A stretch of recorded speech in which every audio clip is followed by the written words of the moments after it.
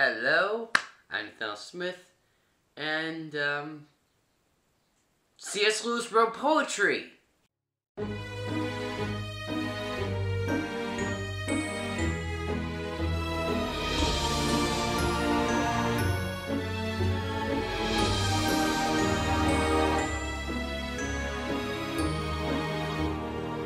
Now, if you don't know who C.S. Lewis is, he wrote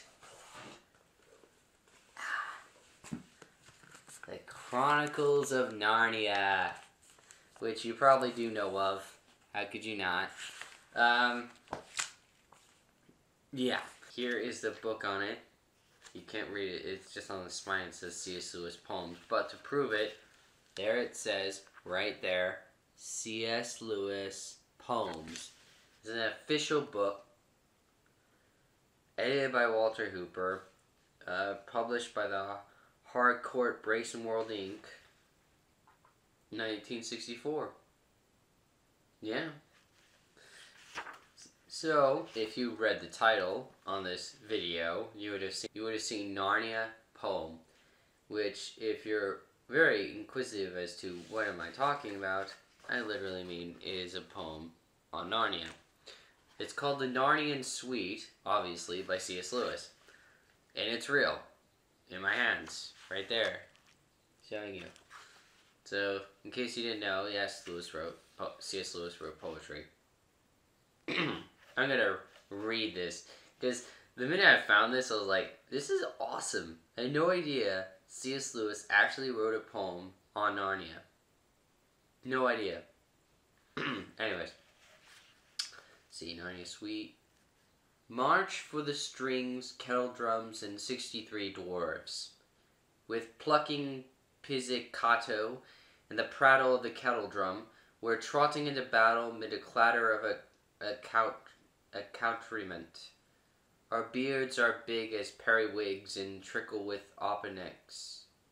And trick-or-tree and treasure twinkle, and treasure twinkle out on every part of us. Scape tap the fiddle and the kettle drum. The chuckle-headed humans think we're only pretty property, and all our battle tackle nothing more than pretty bric-a-brac. But a little shrub has prickles, and they'll soon be in a pickle if a scud of dwarfish archery has crippled all their cavalry. Whiz twang the quarrel and the javelin. And when the tussle thickens, we can writhe and wriggle under it. Then dagger point'll tickle him, and grab and grapple him, and trap and trickle trouble him, and tackle him and topple him, till they're huddled all bediddled in the middle of our caperings. Dodge, jump, the wriggle, and the somersault. When we're scattered him and peppered him with pebbles from our catapults, we'll turn again in triumph, and by crannies and crevices go back to where the capital and cradle of our people is. Our forges and our furnaces, the caverns of the earth, gold, fire, the anvil, and the smithing. March for the drum, trumpet, and 21 giants. With stumping stride, in pomp and pride, we come to thump and floor ye. We'll bump your lumpish heads today, and tramp your ramparts into clay. And as we stamp and romp and play, our trump'll blow before us, crescendo, O trampet, trampet, trampet, trumpet, trumpet blow before us. We'll grind and break and bind and take, and blunder ye and pound ye, with trundled rocks and blood and blows. You'll dunderheads will dinch ye so. You'll blunder and run blind as though by thunder stunned around us. By thunder, thunder, thunder, thunder, thunder, stunned around us. Ho, tremble town, and tumble down, and crumble shield and saber. And your kings will mumble and look pale, your horses stumble or turn tail, your scample cousins fail or rumble, drum bellboard. Dimiamando, oh rumble, rumble, rumble, rumble, rumble down bellboard. And that is the Narnian Suite. The book I found and mentioned, I picked up at the library. Just found it on coincidence. And, well, to be honest, for fear of never finding this book ever again, and really, I don't even know if they reprinted this ever. I mean, they might have done it with his other stuff, like Till We Have Faces in his science fiction, but I don't know if he did it for his poems. Because out of everything he's ever written, I would say the least known thing he's ever done is these poems. I didn't even know he had a Narnia poem myself until I just stumbled across it. When I stumbled across this book, when I found this section for C.S. Lewis at the library. So this is going to be a video just reading as many of C.S. Lewis's poems as I possibly can, if you're interested. If not, you can just go now.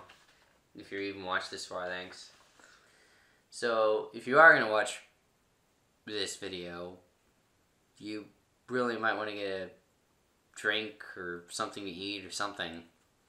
Impertinence. All the world's wiseacres in arms against them shan't detach my heart for a single moment from the man-like beast of the earthly stories, Badger or Molly. Rat the oarsman, neat Mrs. Tiggy Winkle, Benjamin, pert Nutskin or ages older, Henryson's shrill mouse, or the mice the frogs once fought with in Homer. Not that I'm so crazed as to think the creatures do behave that way, nor at all deluded by some half-false sweetness of early childhood sharply remembered. Look again. Look well at the beasts, the true ones. Can't you see? Cool primness of cats, or Connie's half-indignant stares of amazement, Mouse's twinkling adulteriness, tipsy bear's rotundity, Toad's complacence.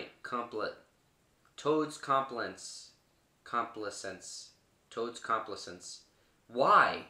They all cry out to be used as symbols, masks for man, cartoons, parodies by nature, formed to reveal us, each to each, not fiercely, but in her gentlest vein of household laughter. And if the love's so raised, it will no doubt splashes over an actual archetypes. Who's the worse for that? Mary Gupp? Begone, ye fusty killjoys, new mannequins. Here's a health to Toad Hall. Here's to the beaver doing sums with the butcher. A cliché came out of its cage. You said the world is going back to paganism. O bright vision! I saw our dynasty in the bar of the house spill from their tumblers a libation to the Erinyes, and leave us with Lord Russell wreathed in flowers, herald with flutes, leading white bulls to the cathedral of the solemn muses to pay where due the glory of their latest theorem. Hestia's fire in every flat rekindled burned before larder gods. Unmarried daughters with obedient hands tended it. By the hearth the white-armed vulnerable mother, Donium Cervelanum Facibat. Sorry, it's foreign there. Anyways, duly at the hour of sacrifice, their brothers came, silent, corrected, grave before their elders. On their downy cheeks easily the blush arose. It is the mark of freemen's children, as they trooped, gleaming with oil, demurely home from Palestra, or the dance walked carefully. Do not wake the envy of the happy gods. Shun hubris. The middle of the road, the middle sort of man, are best. Eidos surpasses gold. Revens for aged. Is wholesome as seasonable rain, and for a man to die, defending the city in battle is a harmonious thing. Thus with magistral hand, the Puritan sophism cooled and schooled and tempered our uneasy motions. Heathendom came again, the circumspection and the holy fears. You said it, did you mean it? Or inordinate liar, stop. Or did you mean another kind of heathenry? Think then that under heaven roof, the little disk of the earth, fortified Midgard, lies encircled by the ravening worm. Over its icy bastions, faces of giant and troll look in ready to invade it. The wolf admittedly is bound, but the bond will break, the beasts run free. The wary gods, scarred with old wounds, the one-eyed Odin, Tyre, who has lost a hand, will limp to their stations for the last defense. Make it your hope to be counted worthy on that day to stand beside them, for the end of man is to partake of their defeat and die, his second final death in good company. The stupid, strong, unteachable monsters are certain to be victorious at last, and every man of decent blood is on the losing side. Take as your model the tall woman with yellow hair and plaits, who walked back into burning houses to die with men, or him who, as the death spear entered into his vitals, made critical comments of its workmanship and aim. Are these the pagans you spoke of? Know your betters and crouched dogs, you that have vichy water in your veins and worship the event, your goddess History, whom your fathers called the strumpet Fortune.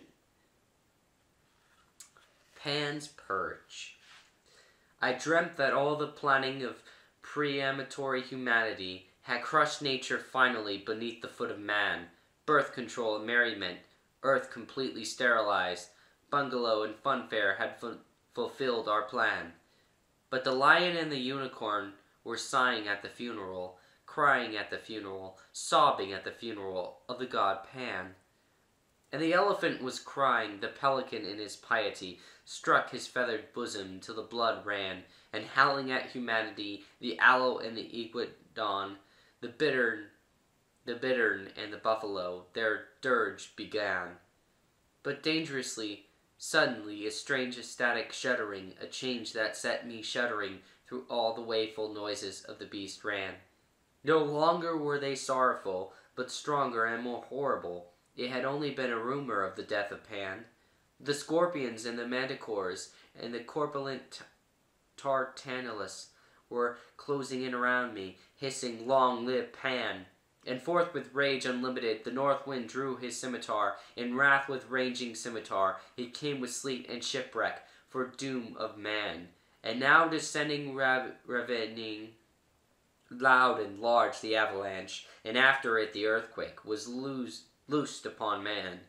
Towering and cloven-hoofed, the power of Pan came over us. Stamped, bit, tore, broke, it was the end of man, except where saints and savages were kept from his ravaging, and crept out when the ravaging was ended. On an empty earth the new world began. A small race, a smiling heaven, all round the silences returned. There was comfort for corrected man. Flowered turf had swallowed up the towered cities, following his flocks and herds, where nameless, untainted rivers ran. Leisurely he pondered, at his pleasure wondering, measurelessly wandering. Clear on the huge pastures the young voice of man. The Magician and the Dryad. The Magician. Out of your dim felicity of leaves, O nymph appear, answer me in soft showery voice, attempt the unrooted dance, my art shall sponsor the enormity. Now concentrate, arouse, where in your vegetative heart it drowses, deep in seminal sleep your feminine response. Conjura te per hecatus estian ec nortis silentia. Breaking by Trivia's name your prison of bark beautiful, awake. Dryad. Risen from the deep lake of my liberty, into your prison she has come, cruel commander. Magician. I have given speech to the dumb. Will you not thank me, silver lady? Dryad. Oh, till now she drank with thirst of myriad mouths the bursting cataracts of the sun, the drizzle of the gentler stars, of an individual small rain, waiting the dark earth. Made of earth and light, cradled in air, all that she was all over. Now the mask you call a face has blotted out the ambient hemisphere's embrace. Her light is screwed into twin noodles of tormenting sight. Searing divisions tear her into five. She cannot hear, but only see the moon. Earth has no taste. She cannot breathe, At every branch, vibrations of the sky for a dome of severance. A helmet, a dark, rigid box of bone has overwhelmed her hair. That was her lungs, was her nerves that kissed the air. Crushed in a brain, her thought that circled coolly in every vein turns into poison, thickens like a man's ferments, burns. She was at peace when she was in her unity. Oh, now, release and let her out into the seamless, and let her out into the seamless world. Let her out into the seamless world. Make her forget. Magician, be free, relapse. And so she vanishes. And now the tree grows barer every moment. The leaves fall a killing air, sighing from the country of man has withered it. The tree will die. Paracelsus, somewhere in his writings, tells us, a gnome moves through earth like an arrow in the air, at home like a fish within the seamless, foamless liberty of the water that yields to it everywhere. Beguiled with pictures I fancied in my childhood, subterranean rivers beside glimmering wharfs, hammers upon anvils pattering and yammering, torches and tunnels, the cities of the dwarves. But in perfect blackness, underneath the surface, in a silence unbroken till the planet cracks, their sinewy bodies through the dense continuum move without resistance and leave no tracks. Gravel, marl, blue clay, all's one to travel in. Only one obstacle can impede a gnome, a cave or a mine shaft. Not their very bravest would venture across it for a shortcut home. There is an unbridgeable to a gnome. The air is utter vacuity. If he thrust out his face into a cavern, his face would break into splinters, bursting as a man would burst in interstellar space. With toiling lungs, a gnome can breathe the soil in. Rocks are like a headwind, stiff against his chest. Chief midst his pleasure in the quiet leaf mold, like air in a meadowy valleys when the wind's at rest. Like sylvan freshness are the lodies of silver, cold, clammy, fog-like are the leaden veins. Those of gold are prodigally sweet like roses, gems stabbed coolly like the small spring rains. True nature gnomes, the magician of dryads. Pan's purge, and of course, he came out of his cage. Impregnance.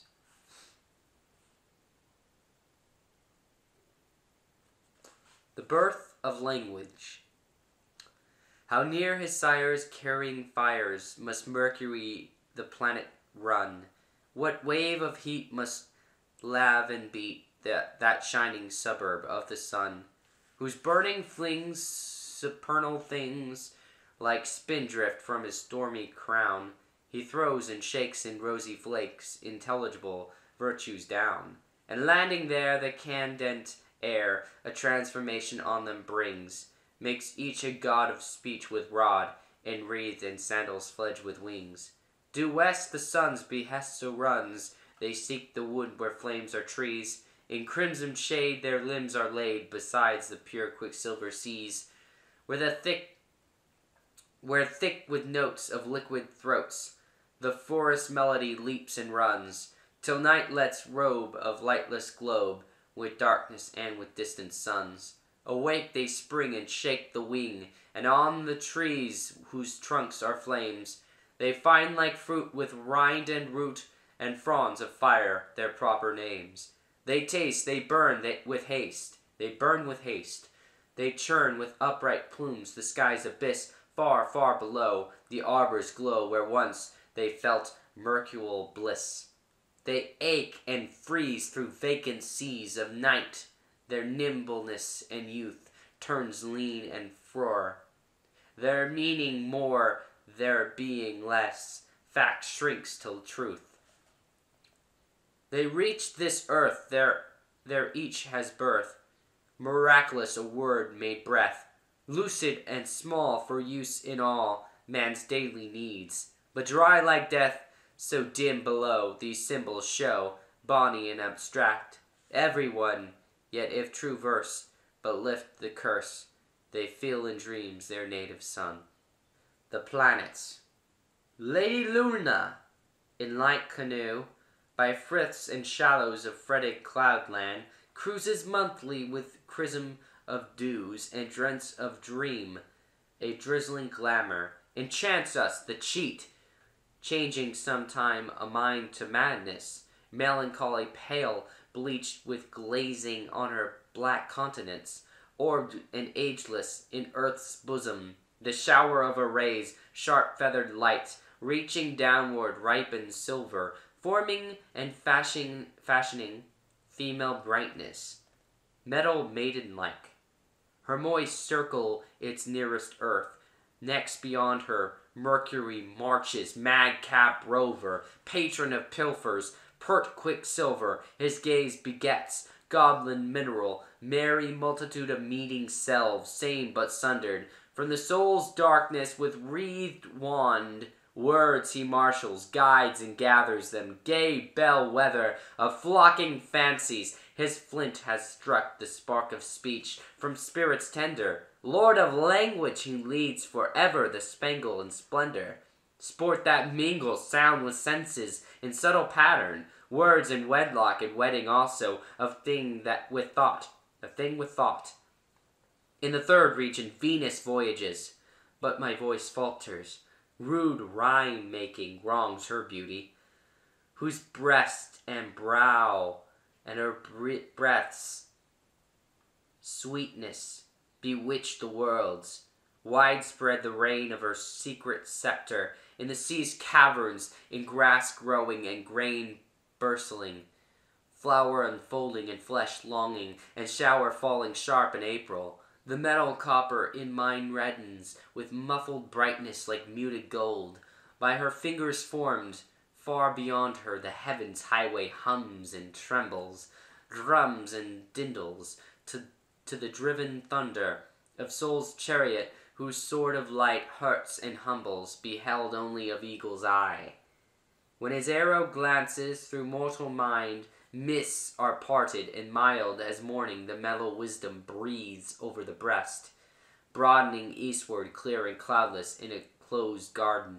Unbound her burden, his beams foster, soul in secret, where the soil puts forth paradisal palm and pure fountains, turn and retemper, touching coolly the uncomely common to cordial gold, whose o'er also in earth's matrix is print and pressure of his proud signet. On the wax of the world he is worshipped male, the earth's husband, all beholding arch, chemic eye. But other country dark with discord dins beyond him, with noise of nakers, neighing of horses, hammering of harness. A haughty god, Mars, mercenary, makes there his camp, and flies his flag, flaunts laughingly the graceless beauty, grey-eyed and keen, blonde insolence of his blithe visage, which is hard and happy. He hews the act, the indifferent deed, with dint of his mallet, and his chisel of choice achievement comes, unhelped by him, hired gladiator. Of evil and good, all's one to Mars, the wrong righted, rescued meekness, or trouble in trenches with trees splintered, and birds banished, banks filled with gold, and the liar made lord. Like handiwork he offers to all, earns his wages, and whistles the while. White feathered dread Mars has mastered, his metal iron that was hammered through hands into holy cross. Cruel carpentry. He is cold and strong, necessity's son, soft breathes, the air mild and meadowy.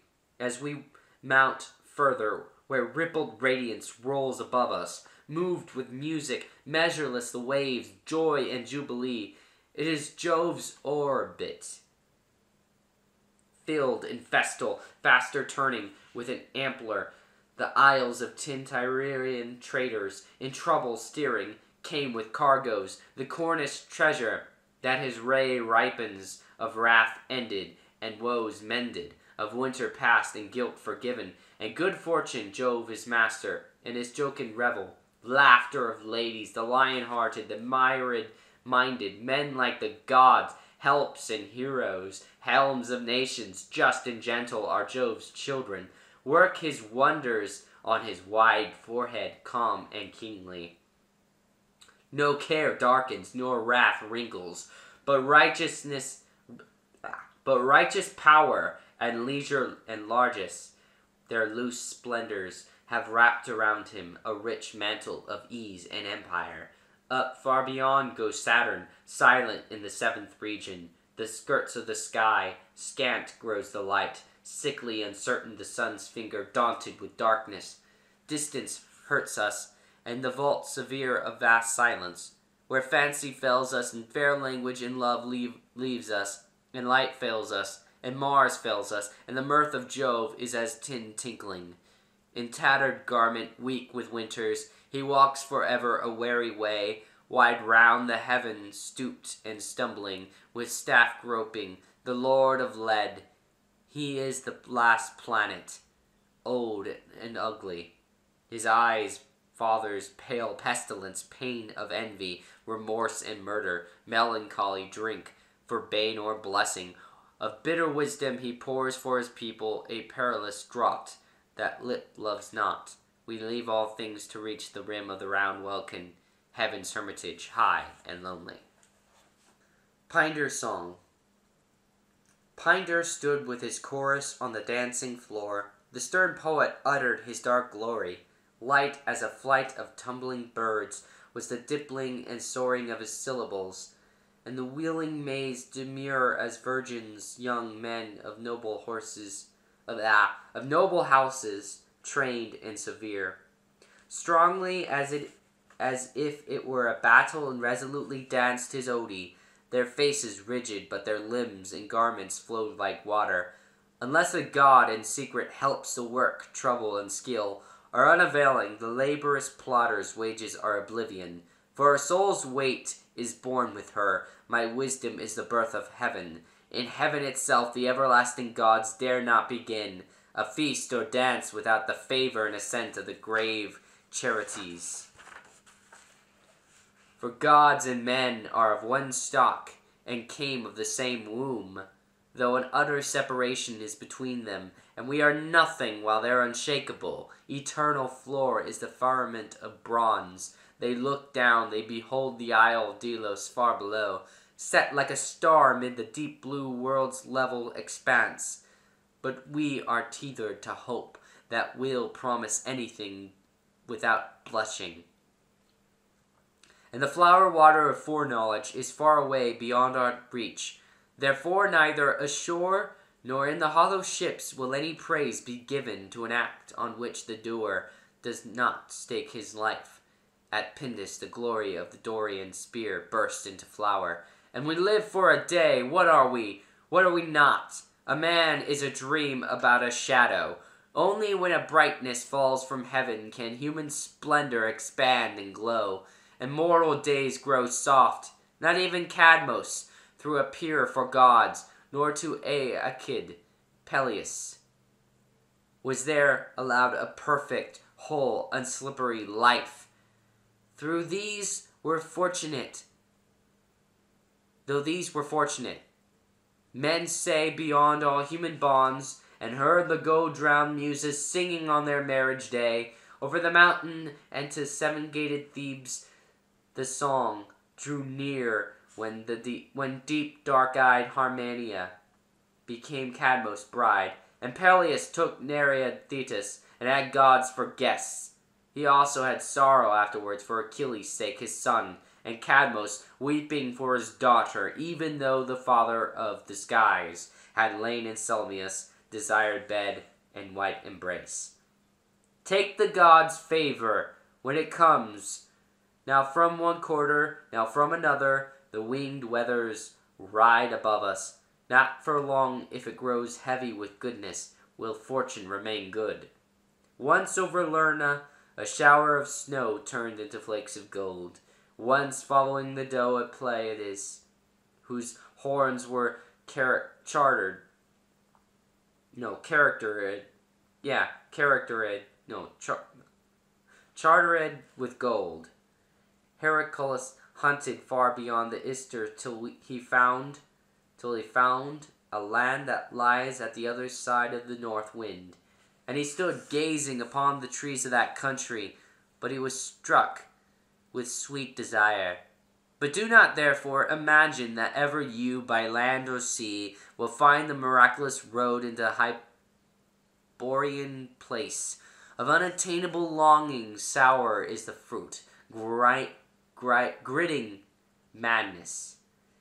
Blessed is the man who does not enter into the grave, the hollow earth, before he has seen at Ulysses the acts unspeakable which show the end and new beginnings of our life. The divine gift. Some find the road that leads beyond the tower of Kronos and the isles, where no one labors, no one bruises the flowers of his white hand, wounding with spade or oar, the parasonous earth or bitter sea. Golden are the flowers they pick for garlands in the righteous wood. But the voice of Paradise is hateful to all the enemies of Zeus. And the melody that makes drowsy with delight the eagle on a scepter is torture to those who lie in Tartarus. 100-headed Typhoon struggles in anguish as he hears it, vomiting lava and smoke. The heaven-descended nobles of the pure Dorian blood, not thinking they understood him, but silent in reverence for the god. And for the stern poet heard him and understood it all. Tears stood in their eyes because of the beauty of the young man who danced. Young King Cole. By enemies surrounded, all venomously minded, against him to hound him to death, there lived a king who was great and merry-hearted. He ate and drank and sported. When his wounds smarted, he would dance and sing. With gossiping and stories, with possets of canary, with galliards and glory, he made the time pass. His merriment heightened as his territory straightened, and his grip tightened on the stem of his glass. When his foes assaulted, he rose and exulted, like a lover as he vaulted on his gaunt horse, sublime and elated, but each time he was defeated, for the lower gods hated him without remorse. So his realm diminished, overwhelmed it vanished, he held at the finish but a small river isle, with his queen amid the sapling,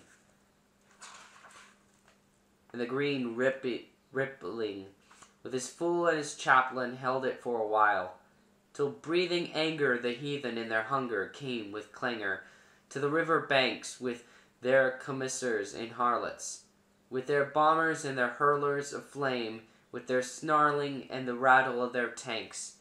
Fast came their orders for the last king's murder. From the reedy borders the grey battery spoke, the long endeavor of those strong four lovers relaxed forever amid stench and smoke. From their fresh, unpolluted flesh there sprouted a tree fair-fruited, and its smell and taste were big with Eden. Every twig was laden with gold unheeded. In the flowery waste, past the gossamer and midges, past the blossomy region of the bees, past the pigeons' green world, towards the blue, past the eagle's landing. Many a league ascending above Alps and Andes, infallibly it grew, and it cast warm joys on the vast horizons, but its shadow was poison to the evil-eyed. Yes, they ought to have felled it. They were caught unshielded, paralyzed. They beheld it. They despaired and died. The name of Circe is wrongly branded, though Homer's verses portrayed her right, by heavy-handed, immoral persons, misunderstanding her dancer bright. She used not beauty for man's beguiling. She craved no suitor. Sea chances brought to her forest silent, and crimson-fruited and snake-green island, her guest unsought. She watched those drunken and tarry sailors eat nectar junket and phoenix nests. Each moment paler with pride, she shrunk at their leering, railing, saltwater jests. They thought to pluck there her roseal splendor. They thought their luck there was near divine. When the meal ended, she rose and struck them, with wand extended and made them swine. With smiles and kisses no man she tempted, she scorned love's blisses and toils, until there came undreamt of the tough Ulysses, from fate exempted by Pallas' will. Then flashed above her poor kneeling Circe, her snares discovered, the hero's blade. She lay at mercy, his slave, his lover, forgot her curses, blushed like a maid. She'd none to warn her, he hacked and twisted her hedge so thorny, it let him pass her awful distance. Her vestal's scornings were bright as crystals, they broke like glass. Viteria Circe. The landing. The landing! The ship's stride faltered with her change of course, awaking us. Suddenly I saw the land. Astern the east was red, budding like a flower from the pale and rippled vacancy. The island rose ahead. All then was true, such lands in solid verity dapple the last sea that laps against the sky. Apple gold the headlands of the singing Hesperides on glass clear water lie. Once before I'd seen it, but that was from Helicon, clear and distinct in the circle of a lens, peering on tiptoes, one-eyed, through a telescope. Goddess's country never mends. Now we were landing, bright beast and manifold, came like old familiars nosing at our knees. Nameless their kinds, Adam's naming of the animals reached not those outer seas. Up from shore then, benumbed with hope, we went upon danceable lawns and under gum-sweet wood, glancing ever up to where a green hill at the center of the hushed island stood. We climbed to the top and looked over upon limitless waters, untraveled further west, but the three daughters of Hesperus were only painted images, hand-fast around a tree. And instead of the dragon, we found a brazen telescope that burned our eyes there, flashing in the sun. It was turned to the west, as once before on Helicon. We looked through it one by one. There once again I beheld it, small and perilous, distant beyond measure in the circle of the lens. But this time surely the true one, the Hesperides country, which is not men's. Hope died, rose again, quivered, and increased in us the steadiest longing. We re-embarked to find that genuine and utter west. Far astern and east of us, the first hope sank behind. The day with the white mark. All day I have been tossed and whirled in preposterous happiness. Was it an elf in the blood, or a bird in the brain, or even part of the cloudily crested 50-league-long, loud uplifted wave of a journeying angel's transit roaring over and through my heart? My garden spoiled, my holidays are cancelled, the omens hardened, the planned and unplanned miseries deepen. The knots draw tight. Reason kept telling me all day my mood was out of season. It was, too, in the dark ahead. The breakers only are white. Yet I could have kissed the very scullery taps. The color of my day was like a peacock's crest. In at each sense there stole ripplings and dewy sprinkles of delight that was with them drew fine threads of memory through the vibrant thickness of the soul. As though there were a transparent earths and numerous trees there should grow there, and shining roots worked visibly far down below one's feet. So everything, the tick of the clock, the cock crowing in the yard, probing my soil, woke diverse buried hearts of mine to beat, recalling either adolescence, heights, and inaccessible, longing and ice-sharp joys that shook my body and turned me pale, or humbler pleasures chuckling as it were in the ear, mumbling of glee as kindly animals talk in a children's tale. Who knows if ever it will come again? Now the day closes. No one can give me or take away that key. All depends on the elf, the bird, or the angel. I doubt if the angel himself is free to choose when sudden heaven in the man begins or ends. Donkey's Delight. 10 mortal months I courted a girl with bright hair, unswerving in my service, as the old lovers were. Almost she had learned to call me her dear love, but then one moment changed the omens. She was cold again, for carelessly, unfairly, with one glance of his eyes, a gay, light-hearted sailor bore away the prize, unbought unbought, which I had sought with many gifts and sighs. In stern disdain I turned to the Muse's service then, to seek how the unspeakable could be fixed by a pen, not to flinch through the ink that I must use, they said. Was my dearest blood nearest my heart, the riches red? I obeyed them, I made them many a costly lay, till carelessly, unfairly, a boy passed that way, who set ringing with his singing all the fields and lanes.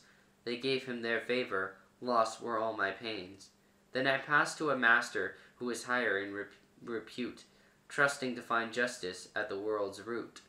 With rigid fast and Virgil silence and shirt of hair, the narrow way to paradise I walked with care. But carelessly, unfairly,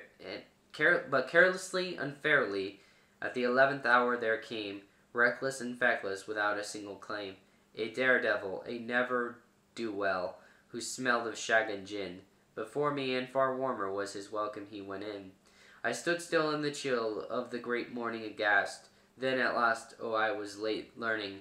I repented. I entered into the excellent joke, the absurdity. My burden rolled off as I broke into laughter, and soon after I had found my own level, with a Balaam's ass. Daily out at grass I revel, now playing, now braying over the meadows of the light. Our soaring, creaking Gloria, our donkey's delight. The small man orders his wedding. With tambourines of amber, queens in rose and lily garland, shall go beside my noble bride with dance and din and harmony, and saber clash and tabor crash, and lantern light and torches flash, on shield and helmet, plume and sash, this flower of all armory. Till drawn at length by tawny strength of lions low her chariot, their pride will brook no brittle look, no bit they bear, no farrier. Airy shod those feet that plod the street silent as ghosts. Their savage heat is gentled as they draw my sweet new tamed herself. To marry me, new swell from all belfries tall, till towers reel the revelry of iron tongues untiring swung.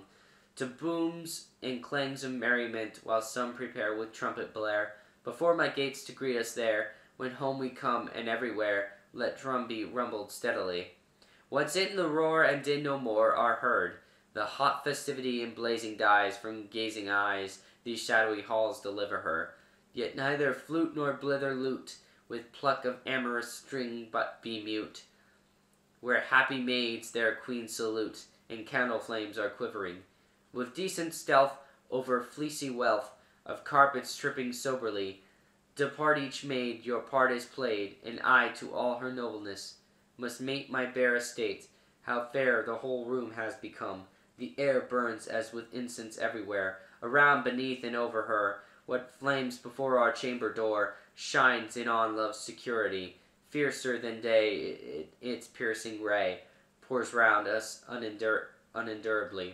Its Aphrodite's saffron light, and Jove's monarchal presence bright, and genius burning through the night, the torch of man's futurity. For her the swords of furthest lords have flashed in fields ethereal. The Dynast seven incline from heaven with glad regard and serious, and ponder there beyond our air the infinite unborn and care for history, while the mortal pair lie drowned in dreaming weariness. The country of the blind. Hard light bathed them, a whole nation of eyeless men, dark bipeds, not aware how they were maimed. A long process, clearly a slow curse, drained through centuries left them thus.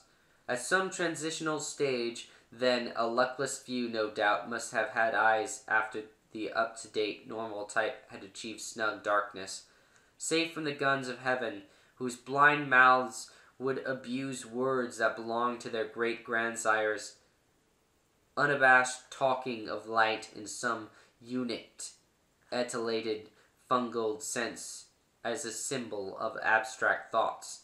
If a man one that had eyes A poor misfit spoke of the grey dawn, or the stars, or green-sloped sea waves, or admired how warm tints change in lady's cheek. None complained he had used words from an alien tongue. None questioned it was worse, all would agree. Of course came their answer. We've all felt just like that. They were wrong, and he knew too much. He knew too much to be clear. Could not explain the words. Sold, raped, flung to the dogs. Now could avail no more. Hence silence. But the mold warps with glib confidence easily, showed how tricks of the phrase, sheer metaphors, could set fools concocting a myth, taking the words for things. Do you think this is a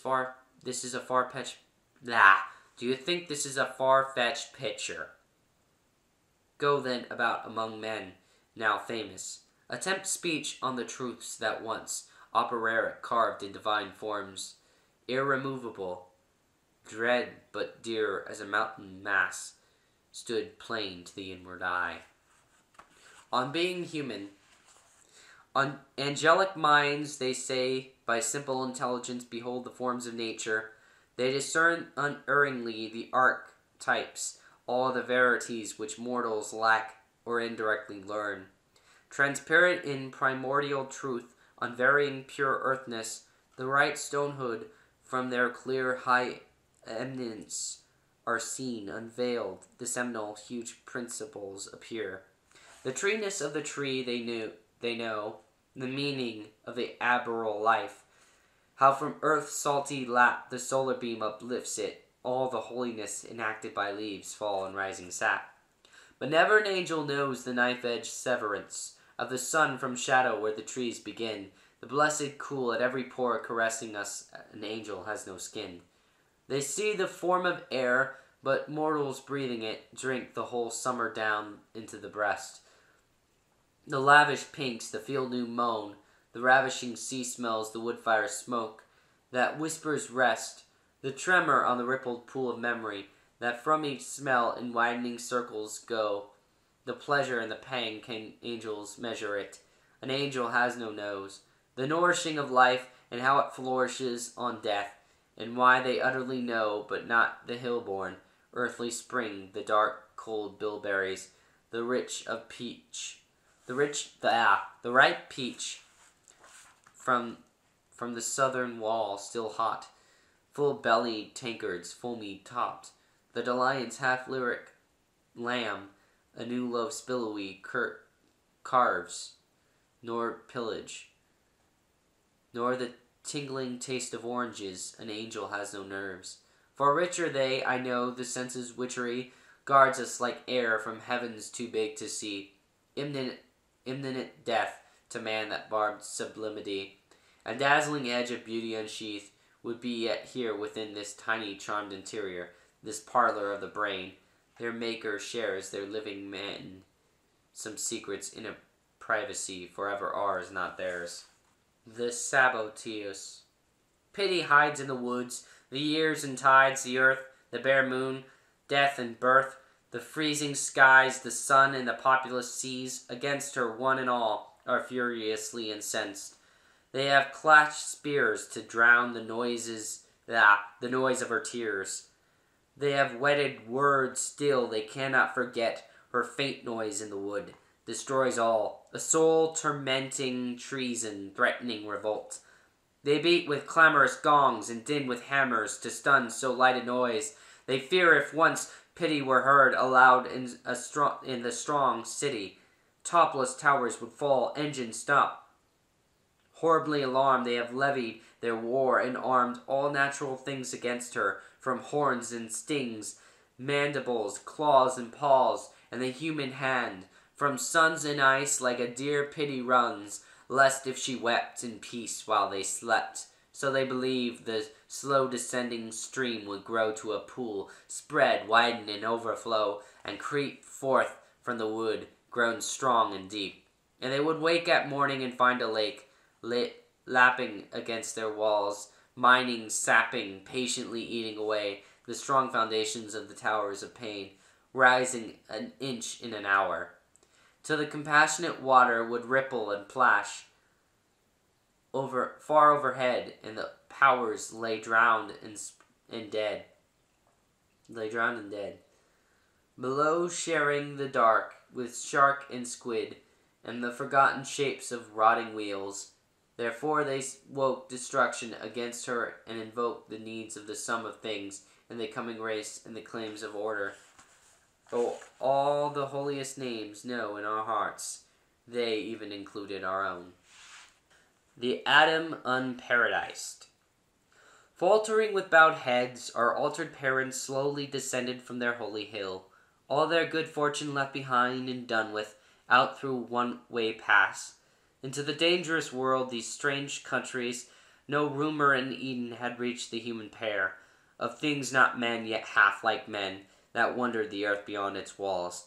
But now they heard the mountains stirred, and shaken all heaped crags re-echoing, the deep tarns and caverns shuddering, and the abyssal gorges with dismal drums of dwarves. Or some prodigious night, waked by a thumping shock as of piles being driven 2 miles away, ran till the sunrise shone upon the bouncing monopods at their heels. Withheld their breaths hiding, and saw their elders, the race of giants, the bulldozers pace. Heads like balloons, toed thick ungainly torsos dotting the plain like ricks. They had more to fear once Cain had killed 1/4 of humankind, and stolen away, and the womb of an unsmiling hominid to the turncoat had littered ominous sons. A happy noise of liquid shapes, a lapping of small waves up and up the hills till all was smooth and silver. The clear flood ascended, ending that crew, but still, memory not built upon a fake from Piltdown reaches us. We know more than bones can teach. Eve's body language, Seth within our quickening, taught him this sickening fear. He passed the word before we're born. We have heard it. Long silence, ogres boom. Voices like gongs reverberate in the mind. A dwarf drum rolls, trolls, wind, and shanty horns. The Adam at night. Except at the making of Eve, Adam slept not at all, as man now sleep before the fall. Sin yet unborn, he was free from that dominion of the blind brother of death who occults the mind.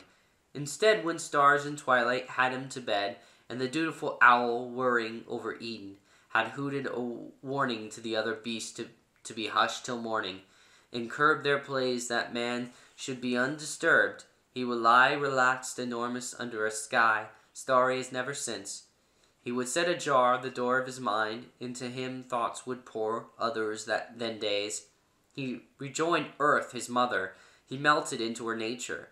Gradually he felt as though through his own flesh the elusive growth, the hardening and spreading of roots in the deep gardens. In his veins the wells filling with the silver rains, and thrusting down far under his rock crust, finger-like rays from the heavens that probed, bringing to bloom the gold and diamond in his dark womb. The seething central fires moved, with his breathing he guided his globe, smoothly in heaven, riding at one with his planetary peers around the sun. Courteously he saluted the hard virtue of Mars and Venus' liquid glory as he spun between them. Over man and his mate the hours like waters ran, till darkness thin in the east. The treble lark caroling awoke the common people of paradise, to yawn and scratch, to bleat and whinny in the dawn. Collected now and then themselves, human erect, lord and lady, walked on dabbled sward, as if 2 trees should arise, dreadfully gifted with speech and motion. The earth's strength was in each. The last of the wine. You think if we sigh, drinking the last decanter, we're sensual toppers, and thence you are ready to prose, and read your lecture. Need you? Why should you banter, or badger us? Better imagine it thus, suppose. A man to have come from Better imagine it thus. Suppose a man to have come from Atlantis eastward sailing, Lemuria has fallen in the fury of a tidal wave. The cities are drowned, the pitless all prevailing. Inhuman sea is Numenor's salt grave. To Europe he comes from Lemuria, saved from the wreck of the gilded, loftily builded, countless fleet. With the violet sails, a vial hangs from his neck, holding the last of a golden cordial, subtle and sweet. Unnamed is Europe, untamed, wet desolation of unwelcoming woods, the elk, the mammoth, and the bear, the fen and the forest, men of a barbarous nation on the sand in a circle, standing await him there. Horribly ridged are their foreheads, weapons of bone, unhandy and blunt. They brandish in their clumsy grips, their females set up a screaming, their bagpipes drone. They gaze and mumble. He raises the flask to his lips. It brings to his mind the strings, the flutes, the tabors, how he drank with poets at the banquet, robbed and crowned. He recalls the pillared halls carved with the labors of curious masters. Lemuria's cities lie drowned. The festal nights, the jests that flash for a second, light as a bubble, bright with 1,000 years of nurture, the honor and virtue, the grace unreckoned, that sat like a robe on the Atlantean piers. It has made him remember ladies' proud glances, fearless and peerless beauty, flower-like hair, ruses and mockery, the music of grave dances, where musicians played huge fishes, goggle and stare. He sighs like us, then rises and turns to meet those naked men. Will they make him their spoil and prey, or salute him as a god and brutally fawn at his feet? In which would be worse? He pitches the file away. Yeah!